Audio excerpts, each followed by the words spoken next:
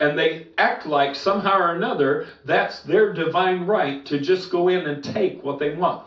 There are people every day who go into places of business, and they go into stores, and they go into retail establishments, and they take what they want, and they shove it in their purse, and they slip it in their pocket, and they walk out, and they literally believe that they have every right to do that, because after all, these big corporations and these wealthy people, well, bless God, why should they have everything? Well, first of all, because somebody worked themselves to death in order to build that corporation, or in order to build that wealth and that prosperity.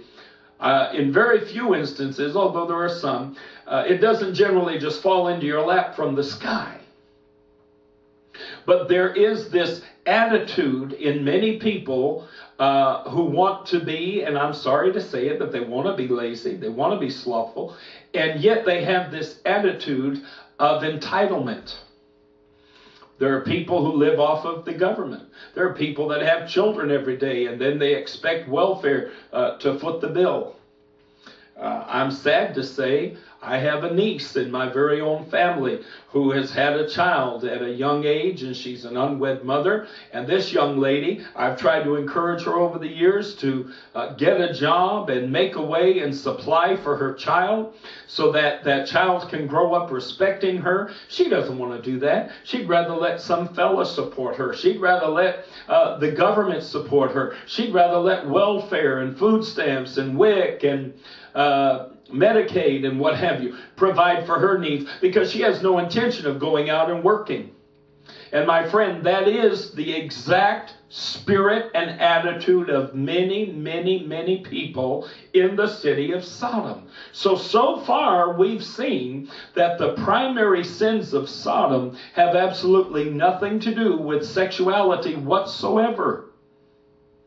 We've read pride, fullness of bread, abundance of idleness. Now, what's the fourth sin in Ezekiel chapter 16?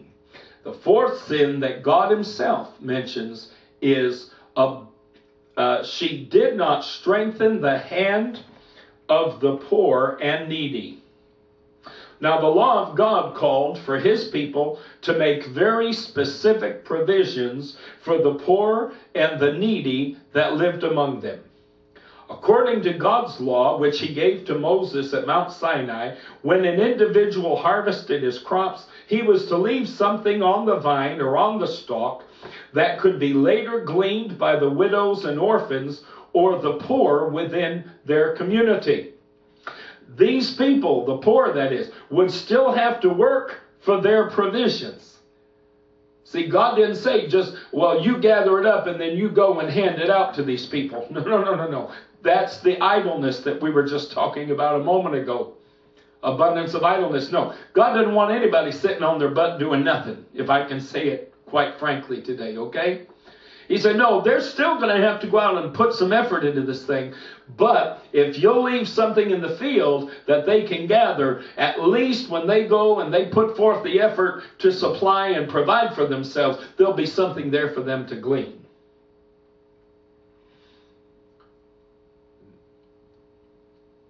Now,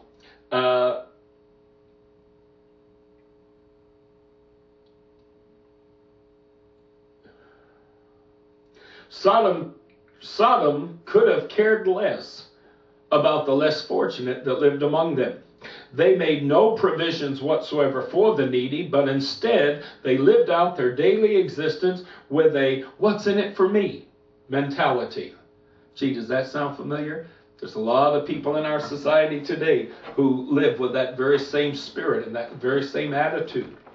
Great cities in America, like, for example, New York City, and I lived in New York City throughout the majority of the 90s. I lived there for almost a full 10 years. Cities like New York City, for instance, are full of many extremely wealthy people. Some of the richest people in the world have homes in New York City.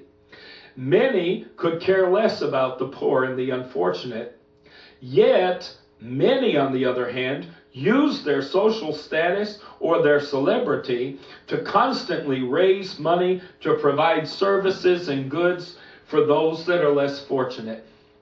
You go into a city like New York, and some of the wealthiest people in that society, some of your society matrons and patrons, some of your wealthiest people, many of your wealthiest men have wives who devote their lives to constantly doing charitable work.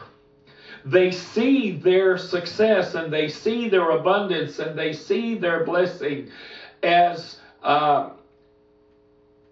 cause for them to go forth and to do something on behalf of humanity as a whole. And in reality, I think a lot of times during elections, we're encouraged to engage in class warfare. A lot of your politicians want to pit the rich against the poor. And yet in reality, many wonderful people, especially in America, that are very, very, very well-to-do, go to great lengths to be philanthropists and to provide for the less fortunate, and to do for people, and to give back to their communities, and to give back to their country.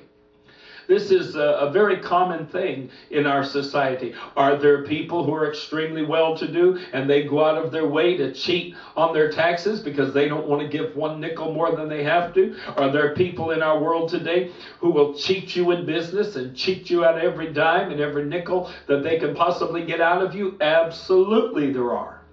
And that is the spirit of Sodom. That is the nature of the sins of Sodom. Again, I repeat, thus far in what we have read, none of what God found Sodom guilty of had anything to do, thus far, with sexuality whatsoever. According to God's personal list of grievances, the city of Sodom and her sister cities were guilty of pride, fullness of bread, abundance of idleness. She did not strengthen the hand of the poor and needy. Now listen, let me expound upon that just a little bit further.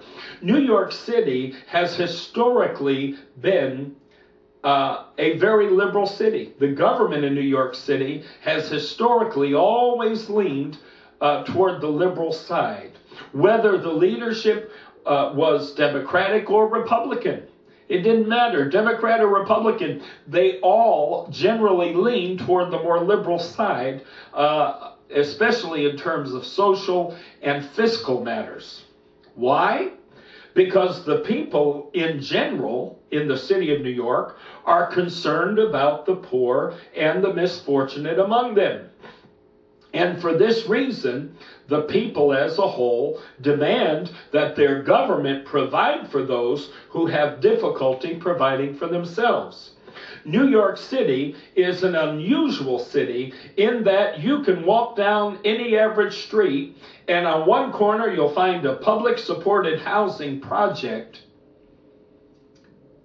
what we call projects, and just down the block, half a block, you'll see a building that'll have $1 million apartments in it, $1 million condos, $1 million co-ops. You have millionaires living in direct proximity to the poorest of the poor. But that's because in the city of New York, the prevailing attitude and spirit is one of care, is one of concern, is one of charity. And again, I lived in New York for nearly 10 years, and I have to tell you that the court system in New York is a very compassionate court system relative to people that landlords are trying to evict from their homes. The court systems are very compassionate. They go out of their way to try to help people stay in their homes. They try to help landlords and tenants work out payment arrangements and what have you, so that people can maintain their living quarters. They don't want homeless people. They don't want people living on the streets.